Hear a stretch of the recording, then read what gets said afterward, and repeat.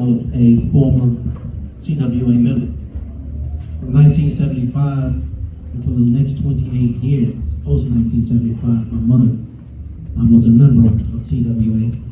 She worked for South Central Bell, South Turn, AT&T. So it's good to be here with folk who know what they are doing, representing and advocating for their employees. I think it's good to start off by simply saying something really, really important. I think any employee for any organization should be a member of the union. Because when you have strong unions, things work better for America. Things work better for Alabama. Definitely in a city like Birmingham, things work better for Birmingham. I've been as an employer, I've been 3,000 plus employees over the last 7 years and leading a group of employees. I want to start my comments by simply saying how important it is to support my own employees first. When I came into office, their cost of living adjustment had been taken away, their merit pay had been taken away, longevity pay had been taken away. And since I've been back in office, probably with the exception of the COVID year, we've been able to provide our employees every year the cost of living adjustment with merit pay, as well as longevity pay, because that is what they deserve. Outside of City Hall, and outside of supporting our employees, I think it's important to know that the City of Birmingham has to lead the things we do to be in partnership with not just CWA, but all of our local unions in the entire region. What does that look like? One is that in my office, we were intentional about creating a liaison. His name is Earl Hiller Jr. Many of you union members in here know him because we wanted to create a bridge, rapport, and constant communication, whether in person, whether at meetings, advocacy, email, text, calls, that you had a direct access to my office in support of union, your members, etc.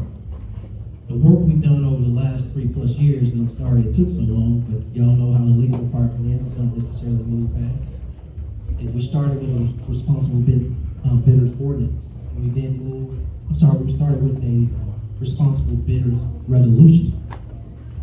And then we moved to a responsible bidders ordinance. Because we believe when we go out public tax dollars, unions should be at the front of the line.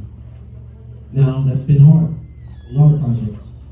But I since had a conversation today that has motivated me that through the power of the mayor, I can sit down and talk to folks who did business with us and let them know unions should be at the table. When you're at a construction site, you see all these out-of-date tags that lets you know who's on these jobs. And so there's more work to be done. The ideal world, my few time remaining, because 5 minutes goes by fast, I wanted to spend the time talking about my relationship, my commitment to union, because that's my audience. With 1 minute remaining, I want to tell you that my job, you pull back the hood and look under the hood, I'm responsible for mainly 2 things: public safety and public infrastructure. I had to tell you that from a public safety standpoint, we have been able to get crime down, homicides down in our city by 50% year to date for the last 6 months. I also have to tell you that we've been able to hire more police.